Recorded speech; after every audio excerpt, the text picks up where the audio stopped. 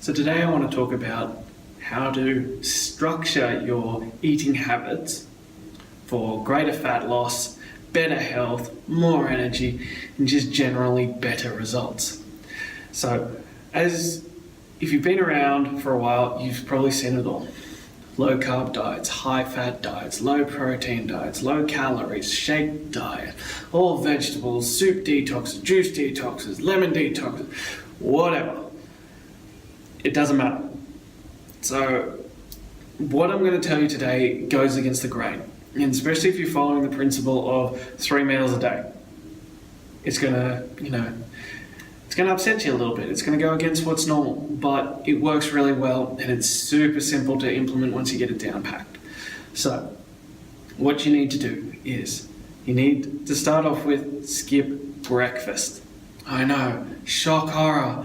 Breakfast is the most important meal of the day. Wrong.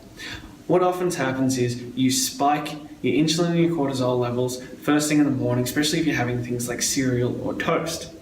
This puts you, so you go spike, and you come crashing down.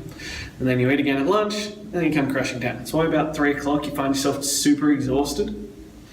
And what it also does is it messes with your hormones. So you're constantly feeling drained, and then you store fat. So drop the cereal, drop the toast, have a black coffee or a black tea for breakfast, and then just keep going, get on with your day. Next, lunchtime is the critical meal, and this is where it really becomes important. You need to have a protein source, a little bit of fat, and some vegetables. So that might be fish, so salmon and salad, or chicken, salad, and egg, chicken, egg, and salad. Something along those lines. You want to stay away from vegetables such as potato, pumpkin, sweet potato, those kinds of things. You want to stick with your leafy greens, and the protein and the fat will really fill you up, give you the energy source for your day, and keep you moving forward. But it will also keep you at that nice level playing field in terms of your hormones, so that you're not spiking up and down and causing you to store fat. So you'll continue to burn fat as your energy source throughout the day. Then we come to dinner. Dinner time goes against everything else. You want to have your big meal at dinner time. So you want to go nothing at breakfast, medium lunch, big dinner. Don't go extravagant, but like a decent sized meal. And this is where you want to get your carbs in. I know, again, eating carbs at dinner time? Is he nuts? No, it'll actually work really well. And this is where you'll get that spike in your insulin levels and you'll go to sleep better. We've been talking about sleep. Better sleep quality improves better results. Lowers your cortisol levels, which is impacted on fat burning. So you want to have a good solid source of carbs. So potatoes, brown rice, jasmine rice, wholemeal pasta, those kinds of things. You want to have a good solid source of protein. Every meal, no matter what program you're working on, should have a solid source of protein. So I'm talking about chicken, beef, steak, fish, turkey, whatever you want. But good quality source of protein. Again, get your vegetables in. Vegetables are always good. So broccoli, cucumber, whatever. It doesn't matter. Whatever you like. Whatever tickles your fancy from there. And that's how you should structure out your eating. So no breakfast, protein and salad, and a little bit of fat for lunch, protein and carbs for dinner.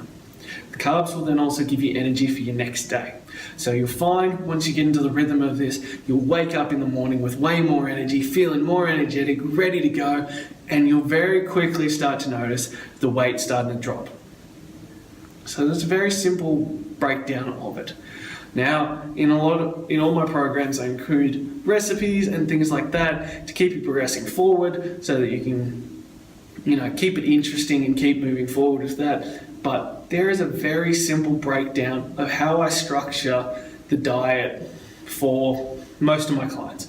Obviously, we tweak things depending on who they are and what their concept is, but that's a very basic outline for you to work on, and something that you can easily implement for your whole family without, blowing the budget, without having to cook 10 different meals for every single person, and it'll be great for everyone.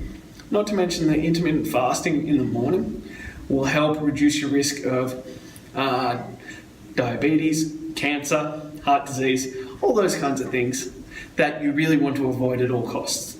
If you want to see some other stuff on it, check out my video on the 5-2 diet and how you're doing it wrong and how to fix that for you. So that's it, guys. Brief summary on how to eat better for you through the day. And if you have any questions, post them below.